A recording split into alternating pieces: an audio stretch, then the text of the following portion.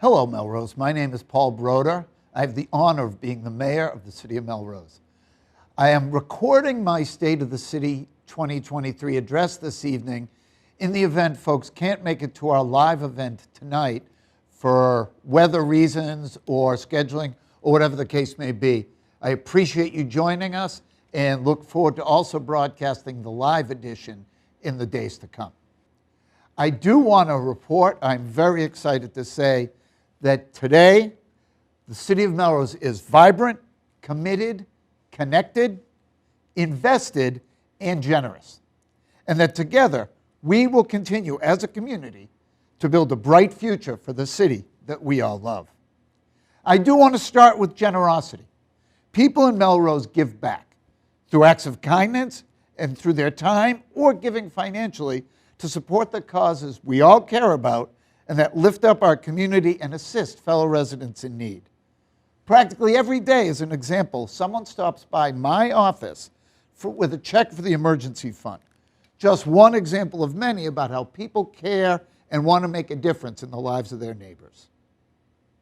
And thanks to the generosity of Melrose residents and community partners, we have addressed diaper needs for our youngest community members, provided 80 recreation department scholarships, distributed over 300 free meals to kids and their families last summer, and have collected donations for medical supplies for Ukrainian refugees that are victims of that horrible and unjust war. And at this time, I would like to take a moment to acknowledge the tragic earthquake that took place in Syria and Turkey those last few weeks. The horrible toll of devastation is really unfathomable, and its impact can be felt by family and friends in those communities who live right here in Melrose. On behalf of the city of Melrose and our residents, we send our thoughts and prayers to all who have been affected by these humanitarian crises. This year has had many difficult moments, but so much good has also happened. We have begun to see that return to normalcy that we all craved after 3 years dealing with the pandemic, and this return includes the return of many of our beloved traditions and celebrations we're all familiar with. And tonight, we add the State of the City to the list of events that bring us together as a community. In this spirit, I hope you will join me in celebrating our accomplishments, acknowledging our challenges, and looking forward with excitement and optimism to our shared future. Following my announcement at last year's State of the City address that we were making 2022 the year of community health and wellness, I am proud to share with you the significant steps we have taken to support this critical need in our community. We hired the city's first full-time social services coordinator and continued to find a part-time social worker primarily working with elders, thanks in large part to our friends at the Friends of the Milano Center. We formed the Melrose Health and Wellness Coalition, which works to prevent substance abuse, increase access to critical resources, and promote health and quality of life for all Melrose residents. We have trained over 120 community members in both youth and adult mental health first aid. And we have offered recreation programming to nearly 5,000 participants, including 100 who are taking the new mindfulness program spearheaded by Recreation Director Frank Oliveri. Frank, I want to particularly thank you for your efforts in that regard and for all you've done through our residents throughout the pandemic. We have had a particular focus on youth health and wellness. This past summer, the Boys and Girls Clubs of Wakefield and Stoneham partnered with the city to offer a Summer of Wellness, a free healthy meal distribution and wellness-centered recreational program for families. And we look forward to continuing and expanding our work with the club. Melrose Health and Wellness Coalition has been working closely with our schools to develop primary prevention programs for our students and education problems on both substance use and mental health for parents, including webinars on how to manage family stress and understanding teen depression. And under the leadership of our Health and Human Services Director, Anthony Chu, we secured a 3-year federal Stop the School Violence grant that will fund a new adjustment counselor for the Melrose Public Schools, as well as trainings for our teachers.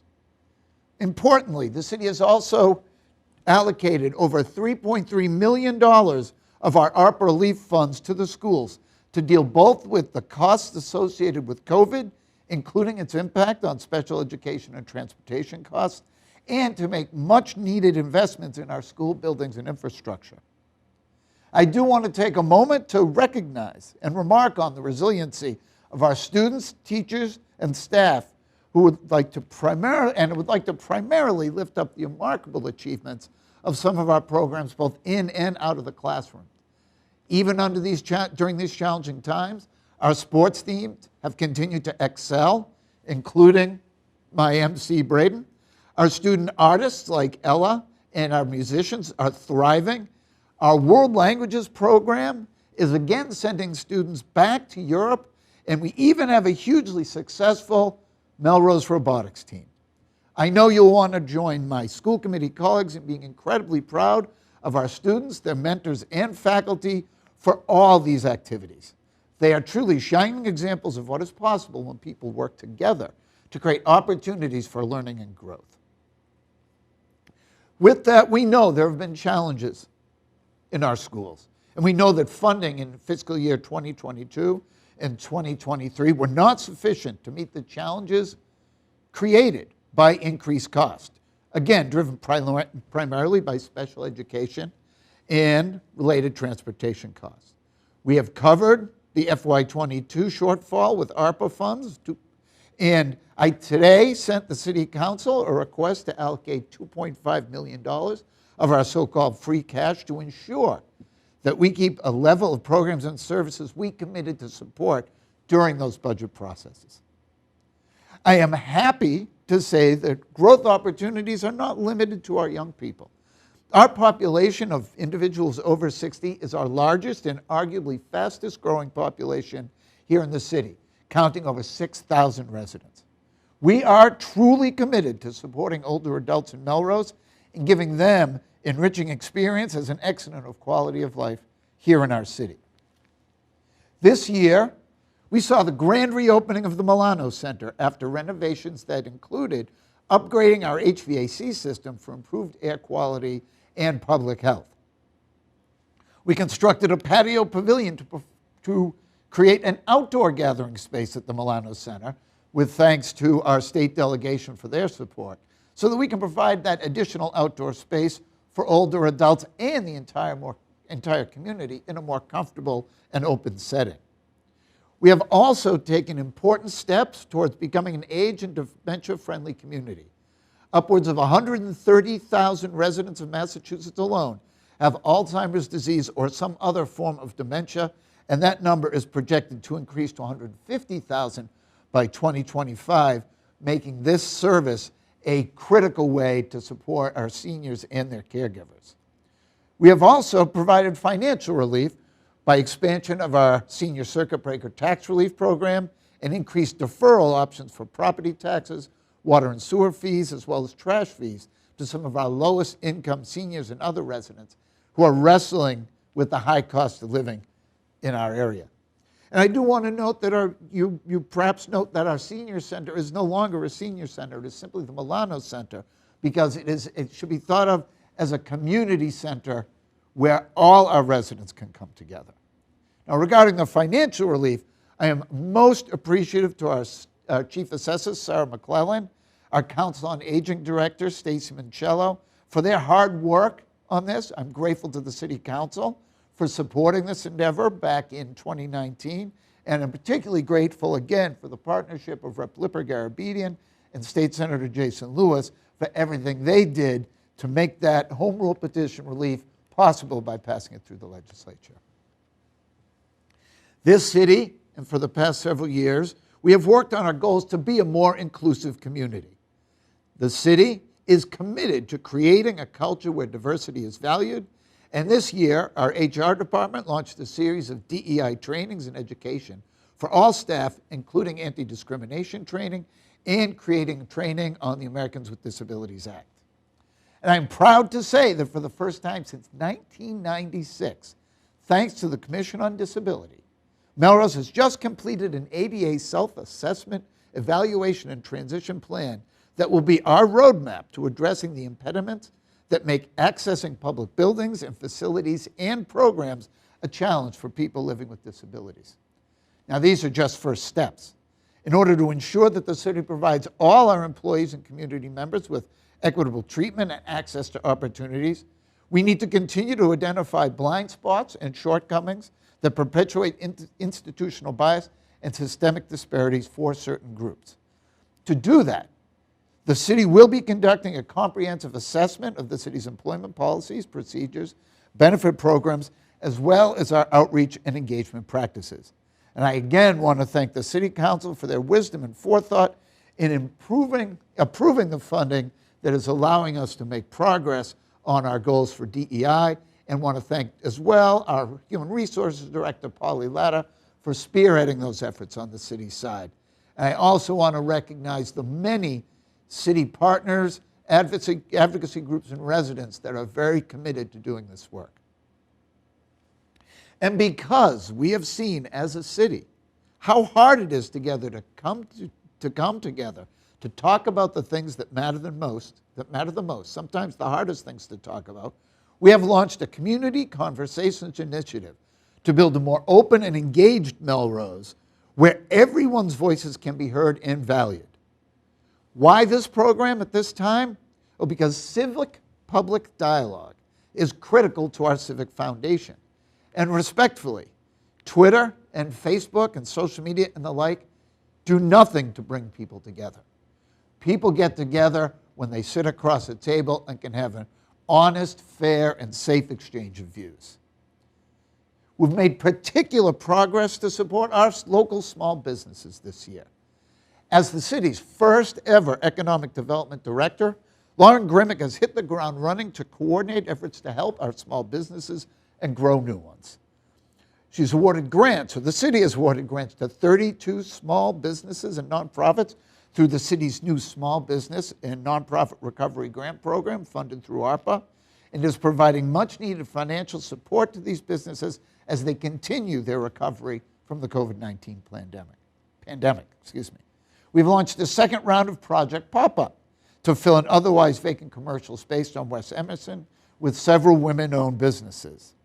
And I would note that much of our innovation, much of our growth in our businesses over the last several years has been the result of women-owned businesses stepping to the fore, including Molly's Bookstore, the businesses that make up The Loop, the Worklery, our Papa on Emerson, and we're looking forward to seeing those sectors grow even more.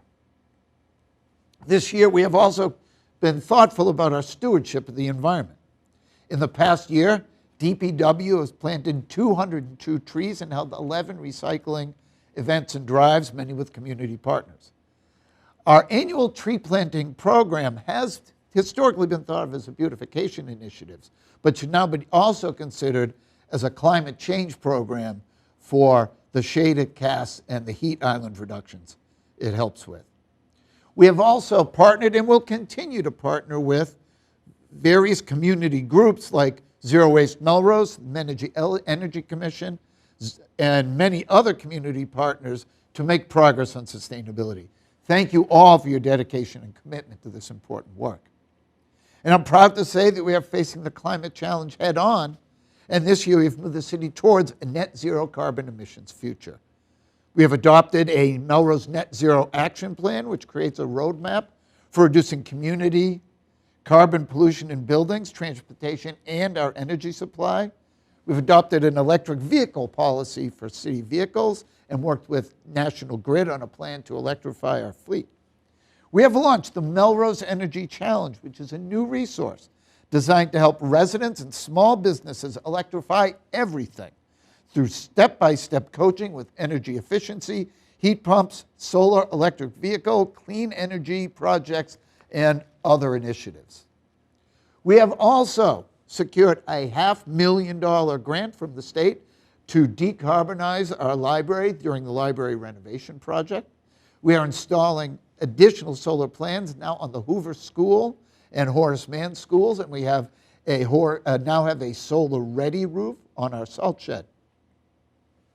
We are continuing to grow Melrose Community Power. If you're not in it, you should be, because it has saved Melrose households over $3.5 million in electricity costs since its inception. Another program that is environmentally friendly but also makes Melrose more affordable.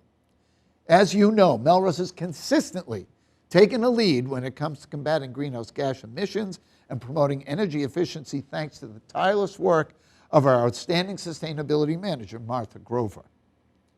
And this year, we have made historic investments in our infrastructure, including preserving our historic civic buildings so they can serve for generations to come. We broke ground on the renovation of our historic 1906 Carnegie Library renovation and should be finishing the building envelope restoration of our beautiful 1912 Memorial Hall this spring.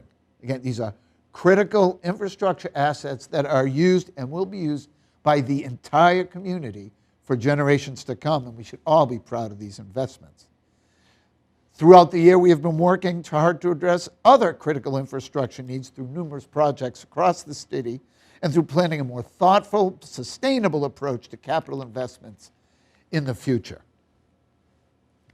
These many projects to benefit public safety include investments in police and fire equipment, in training materials, and in particular, the salt shed. I know no one was too excited to invest in the salt shed, but it is a critical piece of infrastructure to ensure road safety and also to make sure that our employees that do that work have a safe place to serve us.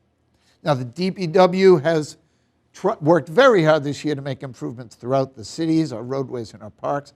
And I do want to take a moment to thank them for their hard work, including our leadership, DPW Director Elena Proiskis-Ellis, our Assistant DPW Director Jim Troop, our Facilities Manager Jay McNeil, our Operations Manager Joe Hobb, who together with all the men and women of the DPW have been able to accomplish this tremendous amount of work despite the challenges of labor shortages and increased costs of materials due to inflation. Importantly, the DPW has worked in close partnership with our Parks Department to keep our parks and open space beautiful and accessible to all. And we have many accomplishments to point to. The beautiful new Amazing Grace basketball court on the high school campus, the new bridge over El Pond done with our friends at the Northeast Regional Vocational School, and I want to give a shout out to the carpentry program and Superintendent Dave DeBarry for their support. We have a new inclusive playground at Volunteer Park, a refurbished softball field on Lebanon Street. We have pickleball and basketball at Foss Park with a new playground to come. And this spring, we will also be refurbishing and upgrading our skate park. I want to thank the City Council for their support in funding some of these initiatives and to the leadership of Park Superintendent Joan Bell for her commitment to these important projects. Thanks to the efforts of department heads across the city and our state and federal delegation, we have secured millions of dollars of state and federal grant money to address many critical needs, including the aforementioned $1 million Stop School Violence Grant, the $1 million federal earmark for El Pond resiliency, and $615,000, I don't want to cheat us, for a MassWorks grant that will finally make the redevelopment of the Caruso's building a reality after a decade of degradation and disrepair. I want to especially thank our friends in the state government and our Director of the Office of Planning and Community, Denise Gaffey, for tireless work of her and her staff in securing this important funding that is literally going to change our northern entrance to our downtown area. Well, there is a lot of good news in this city, and I would love to stop there, but it is important to address the challenges that we face. We are not unique. Across the state and across the country, every community is grappling with issues coming out of COVID. What do we need to do to reimagine education in a post-COVID world? How do we confront inflation? How do we recruit and retain employees across city departments? How do we address increases in energy costs? again, a tight labor market, the challenge of affordable housing, traffic, a global climate crisis. As parents, we worry about our kids, and as adult children, we worry about our parents. All of these fears, all of these concerns have made us all personally exhausted from the challenges of the past 3 years. In facing these challenges, we must be future-oriented, goal-directed, and focused on solutions with an emphasis on clear, concise, and realistic goals. Essentially, we need a plan that is practical and goal-driven. What do we want, and how are we going to get there? We need to address many long-standing needs that require long-term commitments, but we also recognize the need to make progress now. So let's start off with our financial situation. I want to make it clear that our city finances are sound. This year we benefited from an increase in state aid due to record investment in the Student Opportunity Act, Chapter 70, as well as somewhat higher than normal new growth due to the completion of certain utility work in the city.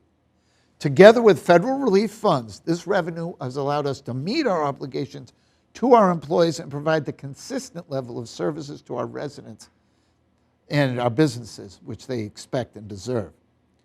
We have also taken steps to ensure some future stability by putting aside funds and reserves. Our bond rating is excellent, and we maintain healthy balances in our stabilization accounts for good reason. And our non-exempt public debt, our debt service, is currently under 3% of our budget.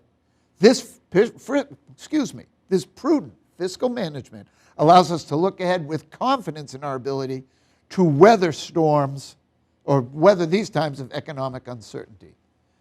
I do have budget priorities in the short term for FY24. We will make record investments in our schools, bolstered by the strong commitment of Governor Healy, Lieutenant Governor Driscoll, and the legislature to support public K-12 education.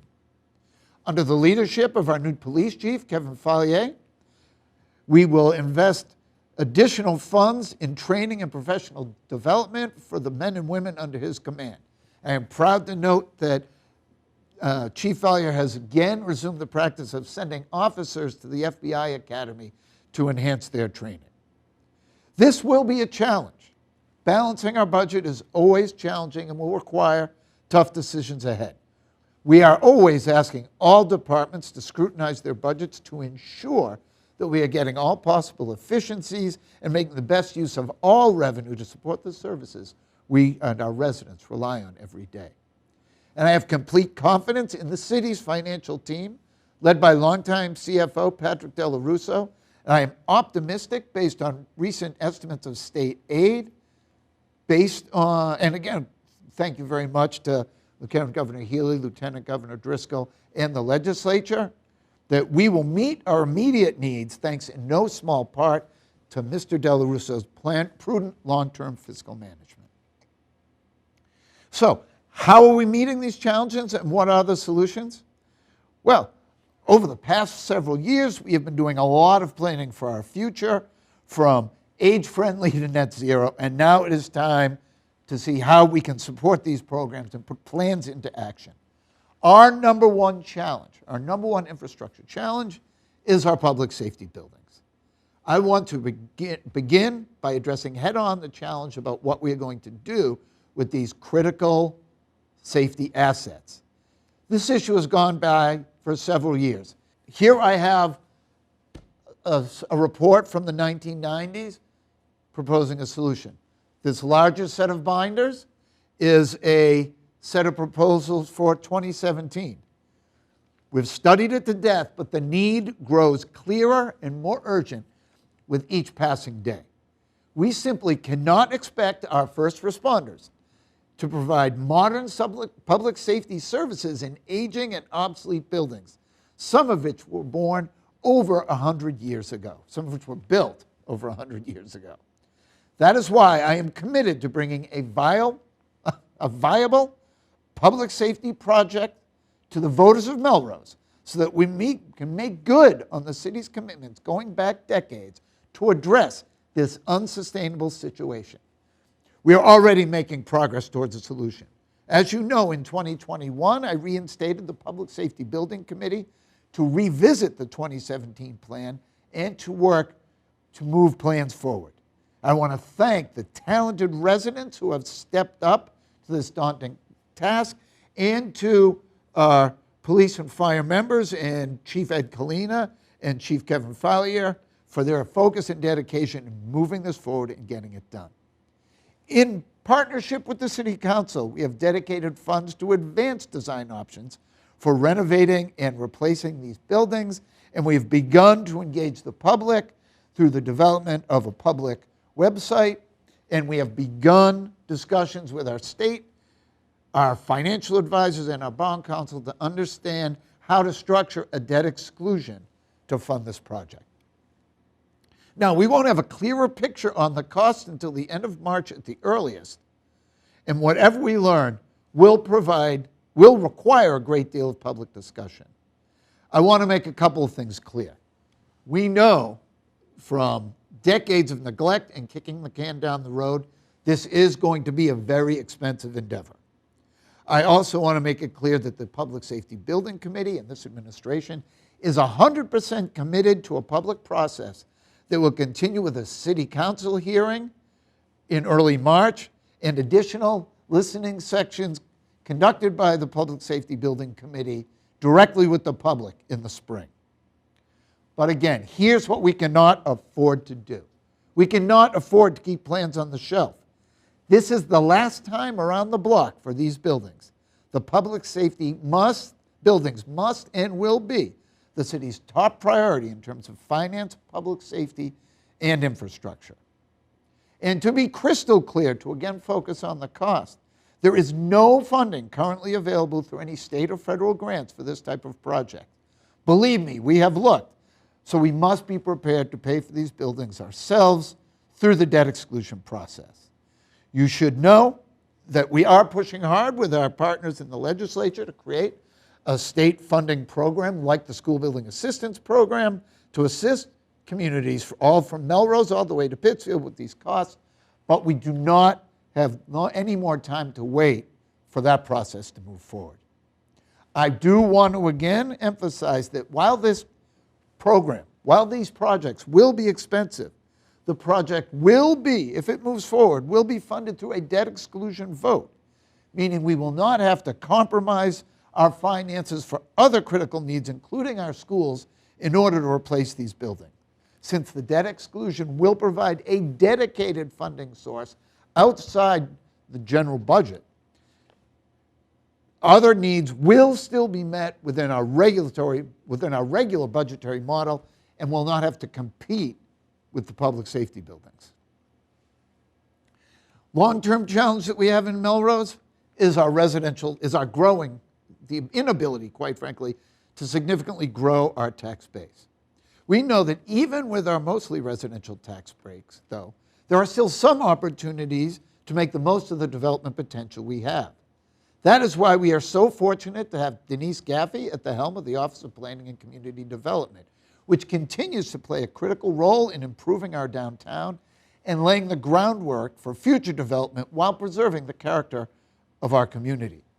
We have permitted projects which have added both residential and commercial spaces that will increase our tax base, revitalize underused and vacant buildings, and help fill the local demand for housing. And I'm not just including Caruso's in that analysis. We are also, again, unlocking economic opportunities through the redevelopment of distressed properties, again, like Caruso's, that will show up as new growth on our tax base. We're investing in public art and placemaking to continue to beautify our downtown and make it a more desirable place to open new retail shops or restaurants and increase the foot traffic that is the lifeblood of our local economy. Investments in our local arts and culture are good for our residents and good for the economy, and that is why, as part of our economic development policy, I will be asking the City Council to double our financial commitment to the Messina Fund, which is a catalyst for the creative arts community here in our city. And rest assured that, again, our Economic Development Director, Lauren Grimmick, has been working tirelessly to attract more businesses to invest in our community, including new types of businesses that the community is eager for. As an example, we have been approached by several entities that are interested in opening up a brewery in Melrose. That opportunity will require us to change our liquor licensing regulations and need some zoning relief. We will do that in partnership with our community, but in the spring, I will be asking our Liquor Commission to update our regulations to improve business opportunities in the hospitality sector, including those changes necessary for the potential brewery to operate in Melrose. Tonight, I will commit to you all the following. We will continue to responsibly balance our budget every year. We will continue to invest in our schools' operating budgets and capital needs. We will continue to invest in our critical public safety, critical infrastructure, our buildings, including rebuilding our public safety. We will continue to be a state leader in tackling climate change through local action and through partnerships with our state and federal partners. And we will continue to do the hard work needed for us to be a more inclusive and welcoming community. And finally, and perhaps most importantly, we will continue to work at the fundamentals, to educating our kids, to creating a safe community, to plowing the roads and creating an exceptional quality of life for residents of all ages and abilities who call Melrose their home, not just today, but well into the future. But with that comes a challenge I make to the community tonight. And that is, where do we want to go as a community? What does Melrose 2030 look like, or even 2025? What are our aspirations for the future? Where do we want our schools to be? How can we better ensure that all our students are ready for the future, college, career, or whatever that future may be? How will we continue to address our significant challenges in recruiting and retaining public employees? What investments should we continue to make to support our seniors and make Melrose a more age-friendly community, maintain the investments we have made in economic development and human services? How do we preserve our open spaces, address housing affordability, and implement the changes recommended in our ADA audit? Well, quite frankly, folks, we need a plan. We need a long-term plan. And that starts with a master plan for our schools. We need, with a change in leadership that we know is coming, we need our superintendent, our new superintendent, to engage with the community and work together towards a master plan for our schools so that we are not just meeting needs, but we are setting expectations for what our aspirations are for our school community. We need to think, what does new growth look like in Melrose, but with a recognition that that is not going to have a major impact on growing our revenue. It's an important piece, but it is not the answer. We will consider a debt exclusion for our public safety building. Again, expensive in part because we have not made a significant investment in our public safety buildings since we built the East Side Fire Station in 1964. We should understand, though, that debt exclusion is an important resource for dealing with major capital investments like our buildings, like our schools, that important infrastructure. As a matter of fact, the city has only used it once in 2007 for the construction of the Melrose Veterans Memorial Middle School. If we had to continue making those investments, we will need to look to debt exclusions. And there's been some chatter about this actually for quite some time. And I want to mention the Community Preservation Act. This is a tool used by 197 communities in Massachusetts, covering 70% of the population of Massachusetts.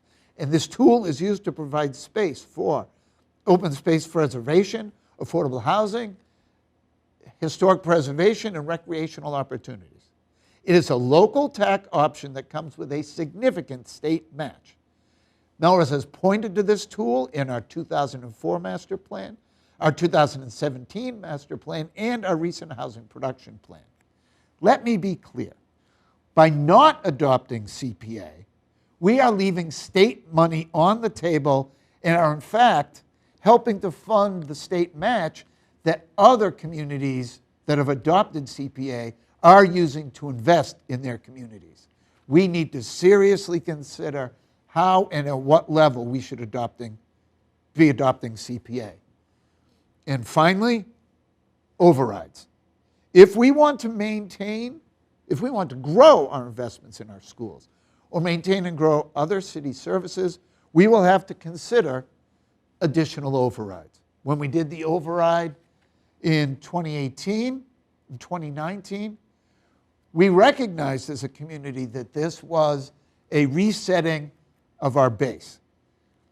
However, it is time for the community to engage again in what we want to see our future be. There is no greater power for changing a community than a community discovering what it cares about. In the year ahead, I will be offering the Melrose community an opportunity to work together to develop a vision for that future that focuses on the schools, but also all the other things that we care about as a city and that I mentioned earlier in my address. I will begin assembling this task force with the idea of gathering your hopes and aspirations and ideas for the future of this city and how we can pay for them. We will obviously need to identify priorities and to rank order them, but we will need to focus on how we want to pay for our priorities. I invite your creativity, your collaboration, and your critical thinking to chart the course for our future as a connected community. Our future is bright, and together we can move this community forward. I thank you for your support, and I look forward to hearing from you on the future of the community in the days, weeks, and months ahead. Thank you for listening.